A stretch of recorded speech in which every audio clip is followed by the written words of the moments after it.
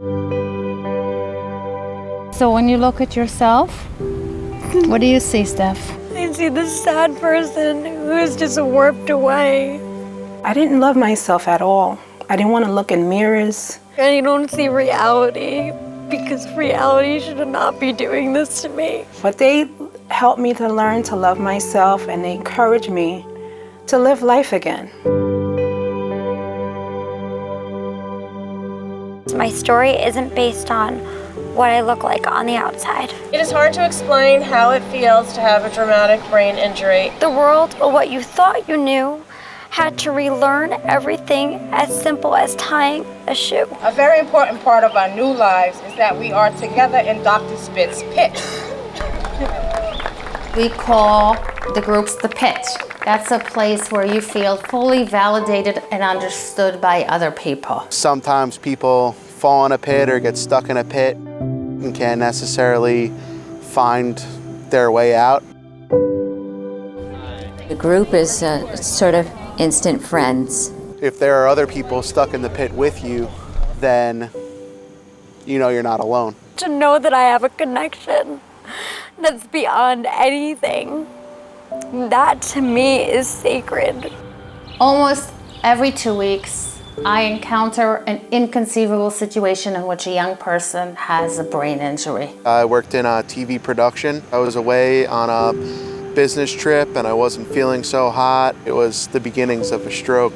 Suddenly, my whole life was turned upside down when my daughter had a stroke. When we were in the hospital and I saw in what state he was in such a bad state. He couldn't talk, he couldn't even think. He would try to text and he was just writing gibberish on the phone. It is devastating. It happens abruptly without any warning. And I know that this person's life is never going to be the same. The 5K helped me out a lot because it made me realize if I could do that, there's a lot more things that I could do. Help everyone with TBI and whatever other medical issues. Young people with brain injuries are entering the peak busy time of their lives. They are just inventing themselves. And when their life abruptly, just like that, comes to a halt, it is much harder than when you're older. Most of us were living independently and working and playing and taking care of our own lives. And now we had to take this giant step backwards. People can say mind over matter, but when your mind is injured, that is what matters. And nobody understands that. Wish people understood a lot of things about me. Not everybody's gonna look at me and say like, oh, there's something wrong with that person.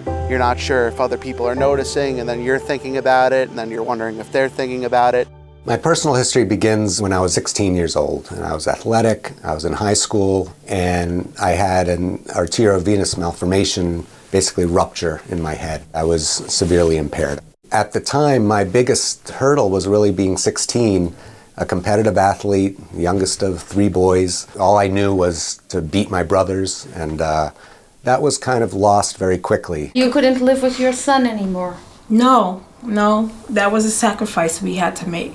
But I'm not going to show him that mommy's a quitter. And when I was in the hospital, I would tell him, you fight in school, I'm going to fight in here. Don't you worry, mommy's getting out of this hospital. Young people experience so many losses. The whole world continues as if nothing happens, yet their life is different in every single way. If I was in a wheelchair, people would be kinder, but they're not, because they don't know how to treat somebody with an invisible injury. I was dealing with it by myself, no help. So going to them and going to that group is the best decision I ever made. What was the reaction of the group? That I'm a survivor and I'm strong and I got this. When I look back, I would have loved to be a part of the Brainiacs. It really kind of validates these individuals as human beings with aspirations, and I think they feed off each other, and it's a support system that I didn't have. There are lots of people that have said to me that you are their inspiration. What do you say when you hear that? It makes me feel empowered. It makes me feel wanted. Big factor in me getting back to the way I was is seeing that Our group has already helped people. Nobody feels like they're in that pit alone.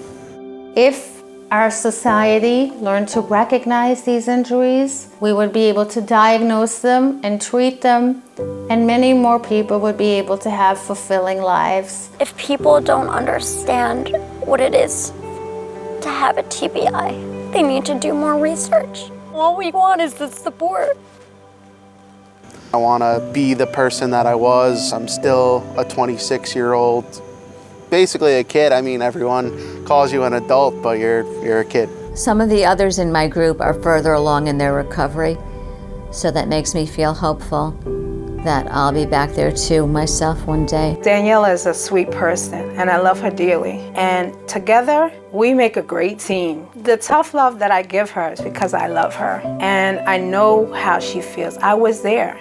I love my work because I can see the changes in people's lives, and I help instill that environment, that human contact and human interaction inspire me in many different ways. The old me no longer exists anymore.